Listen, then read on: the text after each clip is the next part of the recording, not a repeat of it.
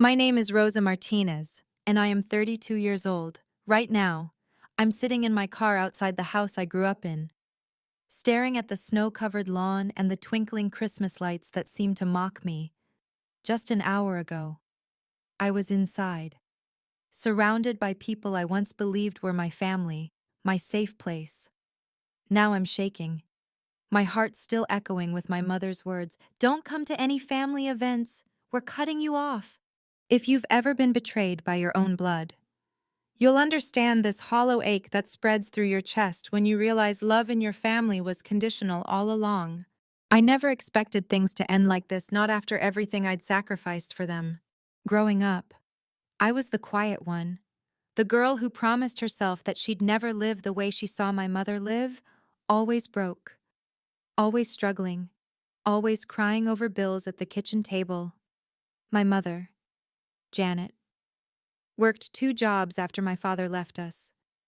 And it was my grandmother, Eleanor, who saved me from drowning in all that chaos.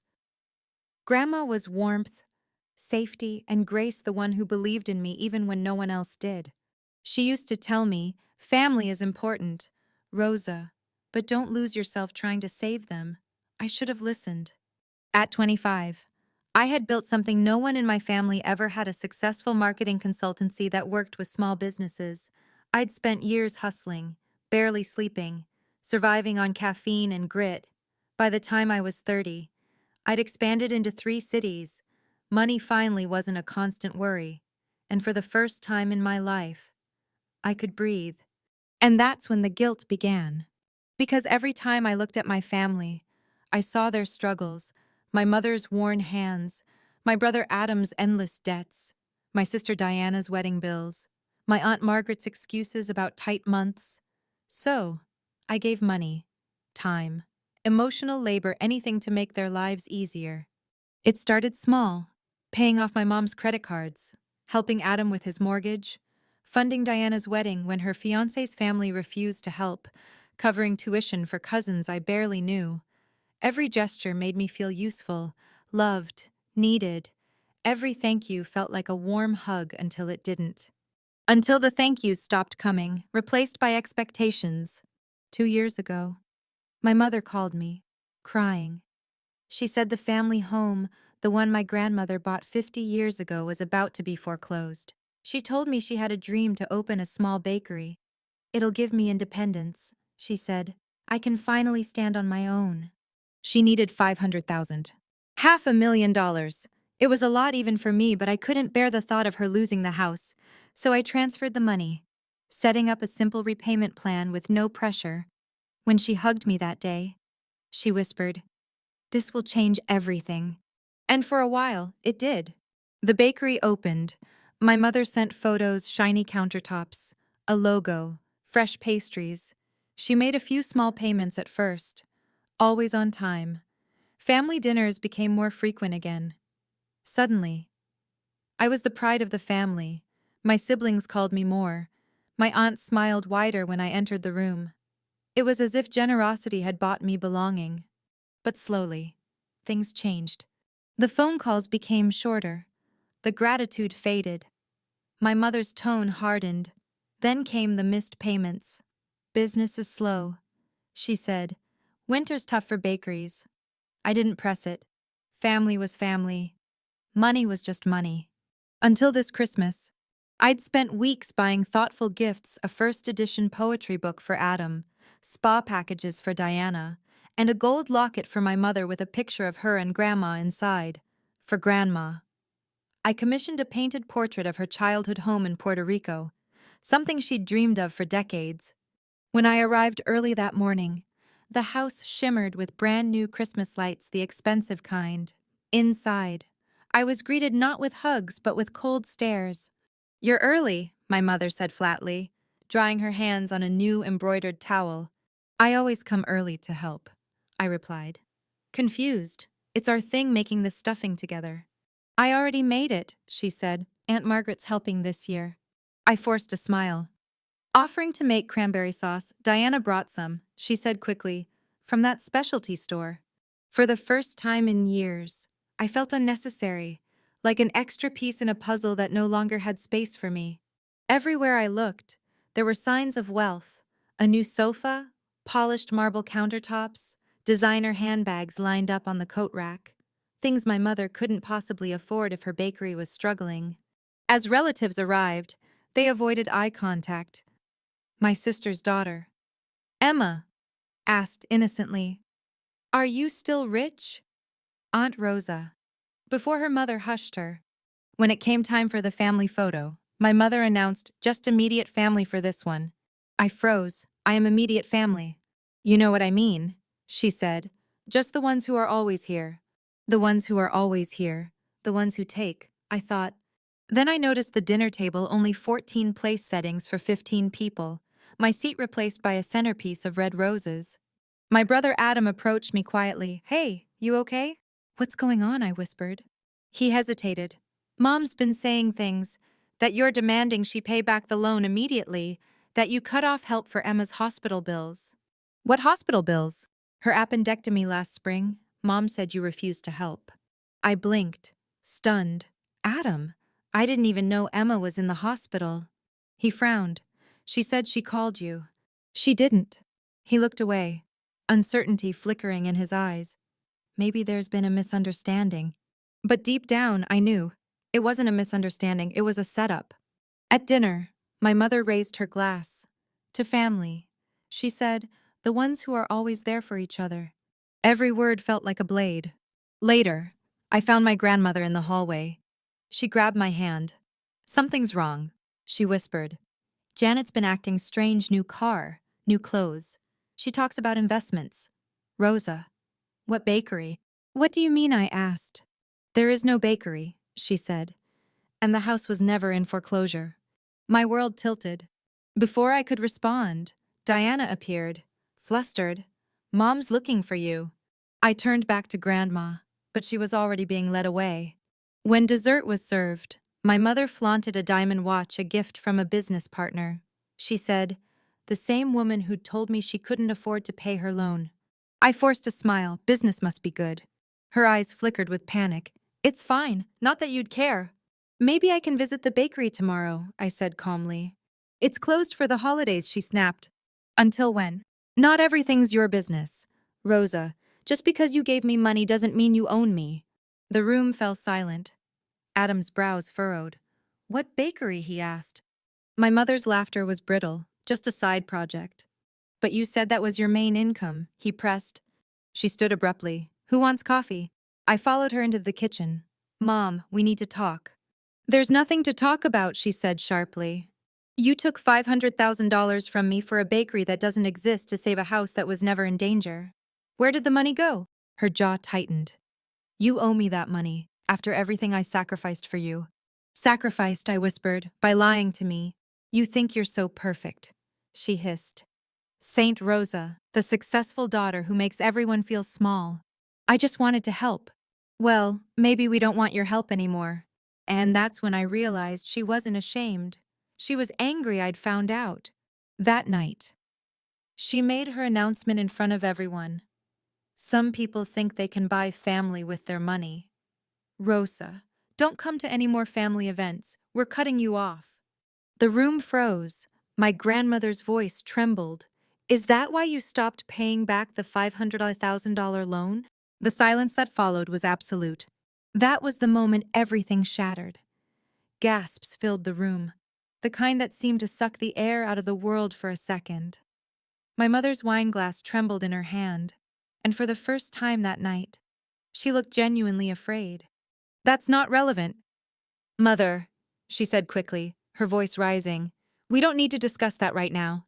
But it was too late. The word loan echoed through the dining room like thunder. My grandmother's sharp, unwavering gaze was locked on her daughter. "You told me Rosa gave you that money for a bakery and to save this house. But there was never a foreclosure. Was there?" My mother's lips pressed together, her face flushed deep red. "This is private family business," she snapped. "Exactly," Grandma shot back. "Family business, which means we all deserve to know what's going on." Everyone was staring, my siblings frozen mid-motion. my Aunt Margaret's mouth slightly open, the cousins whispering behind their hands. I could barely breathe. $500,000, my brother Adam repeated slowly. Wait, what? My mother's hand shot out, palm up as if to stop him. Don't twist this, she said sharply. It was just a family arrangement Rosa offered to help. And now she's acting like I owe her something. That's not true, I said quietly. It was a loan. Mom, we signed an agreement. I never once demanded you pay it back early. I just asked where the payments went. You see? She cried, her voice cracking as she turned to the others. This is what she does. Every kind act turns into a transaction. Every gift becomes a receipt. No, I whispered, shaking my head. You turned it into that. For years, I had believed helping my family would heal old wounds, but in that moment, I realized the truth. I'd only been feeding their resentment. Grandma's voice trembled now, but her eyes were fierce. Janet, you lied to your own daughter. You told her stories about foreclosure, about a bakery that never existed, and now you've been living off her money while turning everyone against her. Enough. My mother slammed her hand on the table, making the silverware clatter. I will not be attacked in my own home. But the room had already shifted. Doubt had entered, spreading fast. My sister Diana turned toward me, her face pale. Mom, you said Rosa refused to help with Emma's surgery last spring. I never even knew Emma was sick, I said softly. I found out an hour ago from Adam. That's impossible, Diana said. You told me she laughed when you asked for help, that she said we were always begging. My mother stood there frozen, unable to meet anyone's eyes. Then my aunt spoke. Janet, what about that condo in Florida? You said it was from your bakery profits. The room went dead quiet again. Vacation house, Adam echoed. What vacation house? I told you, my mother began. But Grandma cut her off, her voice sharper than I'd ever heard.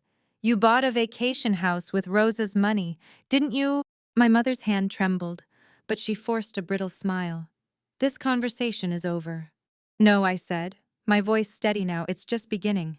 The rest of the evening blurred into raised voices, accusations, denials. My mother's control over the family shattered piece by piece, until I could barely recognize the chaos that surrounded us, while everyone argued. I slipped away quietly. No one noticed except Grandma. She met my eyes as I reached for my coat. Her expression was a mix of heartbreak and understanding. Outside, the December air bit into my skin, but it felt cleaner than the suffocating warmth inside that house. Snowflakes drifted down, catching the glow of the streetlights. I walked to my car in silence, every step heavier than the last. When I finally sat behind the wheel, the tears came hot, unstoppable. I wasn't crying about the money anymore. I was crying for the illusion I'd lost that my love, my effort, my giving had ever been enough to make my mother love me back in the way I had hoped. I didn't know how long I sat there before a soft knock came on my window. Through the blur of tears, I saw her grandma, bundled in her old wool coat, clutching the painting I'd given her. I opened the door immediately. Grandma, it's freezing. I told them I needed air, she said, slipping into the passenger seat. But I couldn't let you drive away alone. We sat there for a long time, the car engine off, just the quiet hum of the heater. I tried to warn you. Rosa, she whispered. I saw the signs, but I never imagined she would take it this far. I shook my head, trying to steady my breathing. She didn't just take the money. She took the truth. She made me out to be some monster. My grandmother reached over and held my hand. Her touch was steady, grounding. You're not the monster.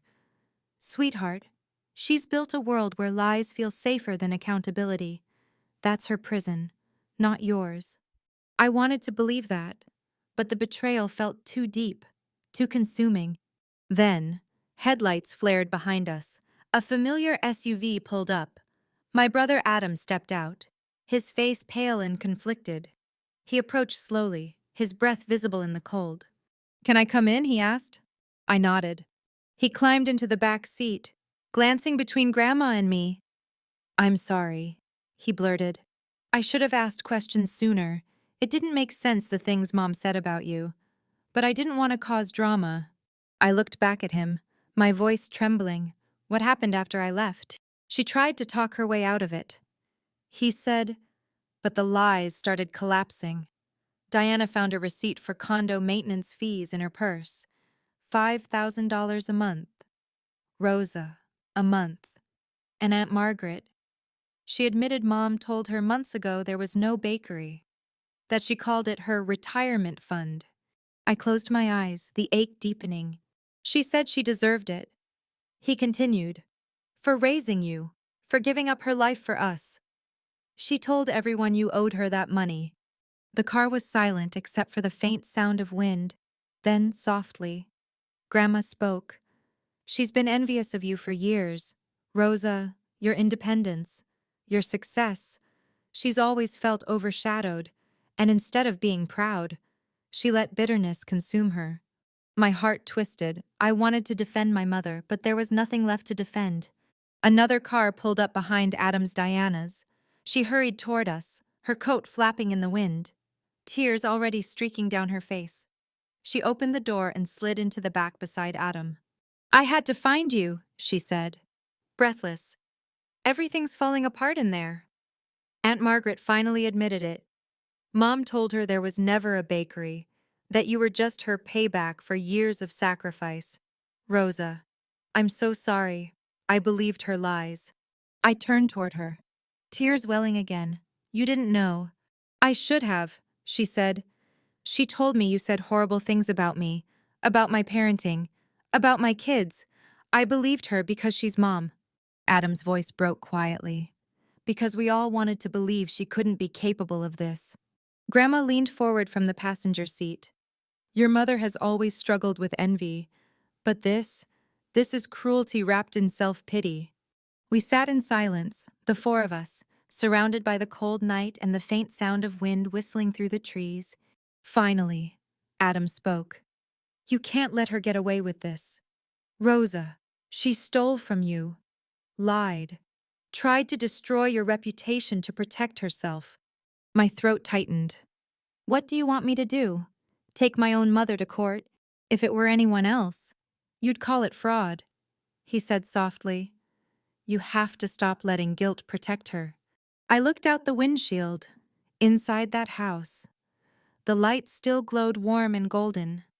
But now I saw it for what it really was, a stage set built on deceit. Grandma squeezed my hand. You have us, she said quietly. Whatever happens next, you won't go through it alone. For the first time in years, I believed her. The next morning felt like waking from a nightmare, except the nightmare hadn't ended. My phone buzzed non-stop, missed calls, unread texts, half a dozen voice messages. Some were from cousins demanding to know what really happened. Others were from relatives too polite to admit they were fishing for gossip. But the only call I answered was from Grandma. Come over, she said simply. We'll have coffee and decide what to do next. Her voice steadied me. When I arrived, she was already waiting by the window, the morning sun spilling across her worn living room carpet. The portrait I'd gifted her sat on the mantel, glowing softly. She smiled when she saw me, but the sadness in her eyes was impossible to miss. Sit down, my dear, she said, pouring me a cup. Your mother called me this morning. My stomach tightened. What did she say? She told me you're destroying the family, Grandma replied, her voice calm but firm. She said you're obsessed with money, that you can't let things go. I stared at the steam rising from the coffee. So she's doubling down. She's terrified, Grandma said gently. Not just of losing the money, but of losing control. For years, she's built her identity around being the center of this family, the one everyone depends on. When you became successful, it changed the balance. She couldn't stand it. I rubbed my temples, feeling the fatigue sink deeper into my bones. I keep replaying everything she said to me that night. She didn't sound sorry, not once. She isn't sorry, Grandma said, shaking her head. Not yet. Maybe not ever. But that's no longer your burden to carry. Before I could respond, my phone rang again. Adam. She's gone to Florida, he said without greeting. Mom. She left early this morning. Aunt Margaret said she took the first flight out, apparently. She told the family she needed space from the drama. I let out a shaky breath. The condo. Yeah, he said bitterly. Her little paradise built on your money. I didn't respond. My fingers tightened around the phone until they hurt. Rosa, Adam added softly. What are you going to do? I don't know yet, I said truthfully. But I can't pretend this didn't happen. After hanging up, I sat in silence with Grandma for a long time.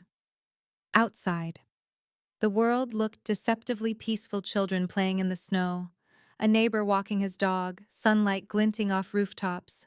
Do you think she'll ever come back? I finally asked. She'll come back when she runs out of people to manipulate, Grandma said bluntly. The question is whether you'll let her back in. That question haunted me for days. I tried to lose myself in work, but concentration was impossible.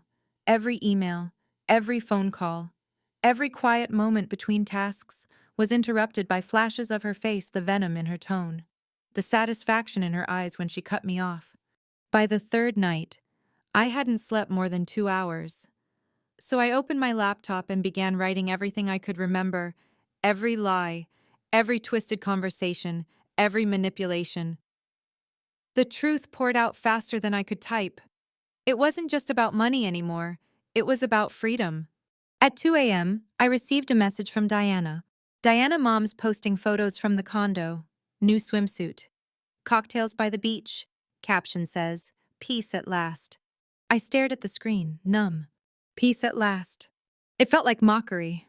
Over the next week, pieces of the truth kept surfacing. Adam sent me screenshots of my mother's texts to relatives' messages claiming I'd been unstable, that I'd threatened to ruin Christmas for everyone. My Aunt Margaret confessed that my mother had told her grandma was losing her memory to make sure no one believed her if she spoke out. It was a web of lies, carefully spun, but now the threads were unraveling. A few days later, Grandma suggested we meet with a lawyer, just to understand your options. She said, "You don't have to take action, but knowledge is power." I agreed. The lawyer, a calm woman named Evelyn, listened carefully as I explained the situation. When I finished, she leaned forward, her eyes sympathetic but firm. "Rosa, this isn't a family dispute," she said. "This is fraud." Hearing that word spoken aloud felt like a punch to the chest. She deceived you with false pretenses to obtain a large sum of money. Evelyn continued. She fabricated a business, created a false sense of urgency with the foreclosure, and manipulated family members to isolate you when she feared exposure. You have every legal right to demand repayment. But she's my mother, I whispered. Evelyn's gaze softened. That doesn't make it any less wrong. The meeting left me hollow but also strangely clear-headed. When I got home, I found Grandma waiting at my doorstep. She didn't say anything, just hugged me tightly, the kind of embrace that makes you remember what love is supposed to feel like. That night, I drafted a letter to my mother. I didn't send it, not yet, but writing it helped me find the words I'd been avoiding. You didn't just take my money. You took my trust. You turned love into leverage. You taught me that sometimes the people we fight hardest for are the ones who will cut the deepest when it suits them. Days passed. My mother didn't call. My relatives stayed silent. 2. Then, on the 7th day, my phone buzzed again. It was Adam. "She's back," he said. "She flew home last night. She wants to meet, says she'll explain everything." I should have said no, but part of me, the naive, hopeful daughter who still wanted to believe her mother could change, said yes. We met at a cafe halfway between our houses. She arrived late, wearing sunglasses and a designer coat I'd never seen before. When she took them off, her smile was practiced, brittle. "Rosa," she said smoothly, as if nothing had happened. "You look tired. Are you sleeping?" I stared at her across the table. "Why did you do it?" Her expression flickered, then steadied. "Do what?" "Lie," I said quietly. "About the house, the bakery, everything." She sighed, as though I were the one being unreasonable. "You wouldn't understand. You've always had things come easy. You make money like it grows on trees. You don't know what it's like to struggle, to feel powerless. My hands clenched around my cup. I do know. I lived that with you. Remember, that's why I gave you the money to help you, to make things better. She leaned forward, her eyes sharp. To make yourself feel better. You wanted to play savior. I just gave you what you wanted, a helpless family to rescue. Her words sliced through me like glass. I swallowed hard. You used me. I took what I was owed, she said, her voice suddenly cold. You think you made yourself. You think your education, your success, your independence appeared out of thin air. I gave you everything, my time, my life, my youth. $500,000 is nothing compared to what I sacrificed for you. My breath caught. Then why lie? She smiled bitterly. Because I knew you wouldn't give it if I told you the truth. For a long time, neither of us spoke.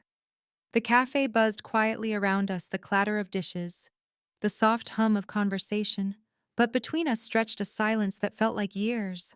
Finally, I stood. I loved you. I said simply, I would have helped you no matter what. You didn't need to lie.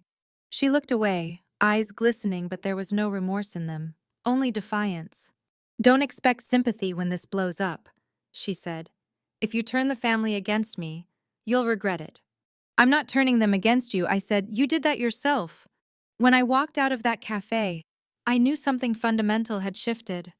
I wasn't her daughter anymore, not in the way I had been. I was someone she couldn't control, and that terrified her. When I got home from that meeting, my hands were still trembling. The cafe's smell of burnt espresso and perfume lingered in my hair, but what clung harder was her voice, steady, venom-laced, and so certain that I owed her everything. I closed my front door, leaned my back against it, and slid to the floor. For a long time, I just stared at the ceiling, the same woman who once braided my hair before school, who tucked me in when I had nightmares, had looked me in the eye and said, I took what I was owed. It was strange the tears didn't come right away. Instead, a cold calm spread through me, like I was standing outside my own life, watching it unravel frame by frame. The next morning, I told Grandma and my siblings about the meeting. She's not sorry, I said simply, stirring sugar into my coffee until it dissolved completely. She doesn't even see what she did as wrong. Adam exhaled slowly. Then you have to protect yourself, legally. Diana hesitated. But, suing Mom, it'll destroy whatever's left of this family. Grandma's voice was quiet but firm. What family? The one she's already torn apart. The one built on her lies. The silence that followed was heavy. The kind of silence that tastes like grief. That afternoon, with Grandma's hand resting on mine, I called Evelyn the lawyer and told her I was ready. The next few days moved in slow motion. Legal terms filled my inbox, fraudulent misrepresentation, repayment demand, mediation clause. Evelyn guided me through every step, patient and kind but professional, never pitying. When the formal letter was sent, a wave of nausea hit me. I sat at my desk staring at the confirmation email, my heart pounding. It felt like pressing a detonator on my own family. A week later, she called. Rosa. Her voice was clipped, cold. So this is what you're doing, dragging your mother through court. I said nothing. I sacrificed everything for you, she went on, each word measured. And this is how you repay me. You've poisoned your grandmother and siblings against me. You think you're the hero, but you're just proving what I've been saying all along. You care more about money than blood. I took a deep breath. This isn't about money, Mom. It's about the lies.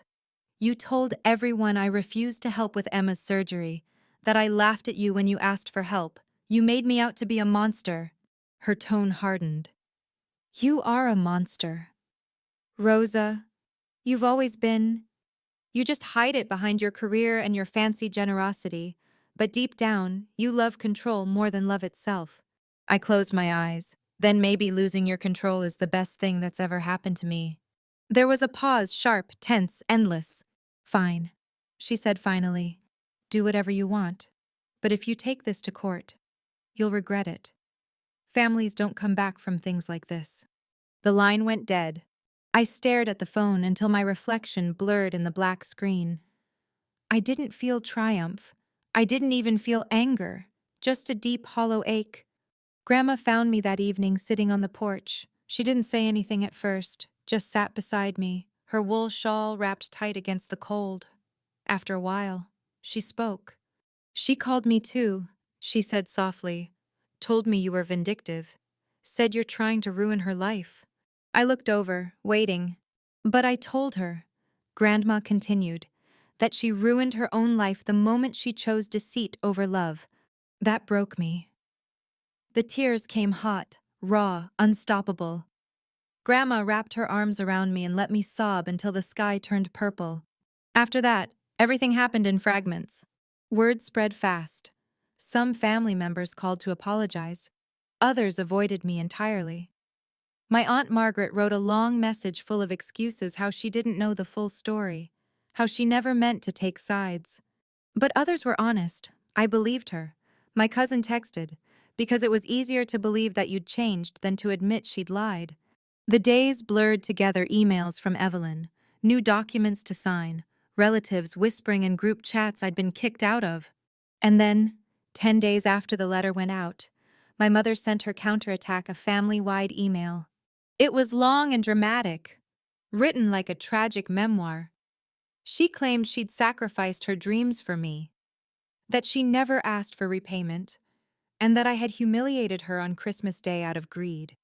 By the time I reached the last line, pray for my daughter, money has poisoned her heart, I felt sick. I wanted to delete it, but instead I forwarded it to Evelyn. Within hours, my phone lit up with messages from family members who had once ignored me. We're so sorry, Rosa. We didn't know the truth. She called me last week asking for money again. You don't owe anyone forgiveness right now. Take your time. Each message was a stitch in a wound that would take years to close.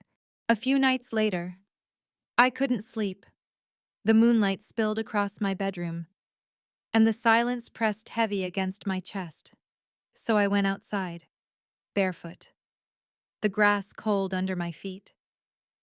I tilted my head up to the sky and whispered, I forgive you, Mom, but I won't save you again.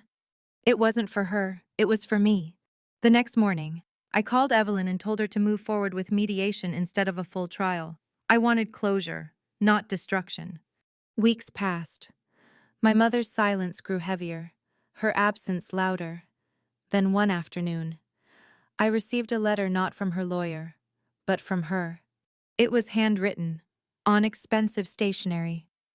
The ink smudged in places where her pen had pressed too hard.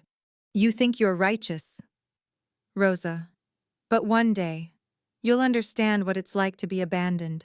You'll know what it feels like to give everything to a child who grows up and turns you into the villain.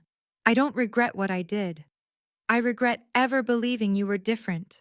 No apology, no admission, just blame, wrapped in maternal guilt. I folded the letter neatly, placed it back in its envelope, and set it in the fireplace. I watched the flames curl around the paper until it turned to ash. That night, I finally slept through the night. The next morning, I woke with a strange clarity. The ache was still there, but quieter, like a wound finally starting to scar. From that day on, I made a promise to myself: no more apologies for setting boundaries. No more confusing sacrifice with love. No more mistaking guilt for loyalty. The healing was slow, uneven, messy, often lonely, but it was real. A month later, when the mediation concluded, I didn't feel victory. I felt peace. My mother agreed to transfer ownership of the Florida condo as partial repayment, with a legal contract for monthly installments to cover the rest. It wasn't justice, not entirely, but it was accountability. Grandma hugged me that night, her frail hands gripping mine. I'm proud of you, she whispered. Not because you fought back, but because you didn't let bitterness make you small. That was the moment I finally understood her old warning: family is important, Rosa, but don't lose yourself trying to save them. I had lost myself once. I wasn't going to do it again. Spring arrived gently that year. almost as if the world itself was trying to teach me how to breathe again. The snow melted slowly, the streets filled with the scent of wet earth, and for the first time in months, I opened the windows of my home and let the light pour in. The legal settlement was finalized. My mother transferred the Florida condo to my name, along with a formal agreement for modest monthly repayments over 10 years. Evelyn called it a measured victory. I called it closure. It didn't give me back what I'd lost: the money, the trust, the illusion of family, but it gave me something: new boundaries that actually meant something. My grandmother moved into my guest house soon after. "I can't live in that house anymore," she said simply. "Too many ghosts and one of them still alive." I smiled sadly. "You're always welcome here." Those early weeks felt strange. For so long, my life had revolved around fixing others, funding their dreams, carrying their weight. Now, the silence of self-respect was unfamiliar. I'd catch myself reaching for my phone to check on someone, to offer help, to solve a problem that wasn't mine. Then I'd stop. I'd remind myself, "You don't owe anyone your peace." My siblings came often. Diana brought her kids every Sunday, and Adam helped me plant a small garden behind the house. We didn't talk much about what had happened, but the absence of those old unspoken debts made our laughter easier, lighter. One evening, as we sat by the porch with mugs of cocoa, Diana said quietly, "I didn't realize how much of our lives revolved around pleasing Mom. Every holiday, every choice, it was all about avoiding her disapproval." Adam nodded. "She built her power on guilt. We all gave her pieces of ourselves to keep the peace. You were just the biggest piece." I stared out at the twilight, the golden light fading behind the trees. I kept thinking that if I just gave enough, if I bought enough, helped enough, loved enough, she'd finally see me as good. But love that requires constant proof isn't love, it's control. Grandma, sitting between us, took my hand. "And now you know better. Knowing better is how we stop the cycle." Her words stayed with me long after the night ended. Over the next few months, I began therapy. For the first time in my life, I started unpacking what helping had really meant for me. I had grown up believing that love had to be earned through service, that generosity was my identity, my worth, my ticket to belonging.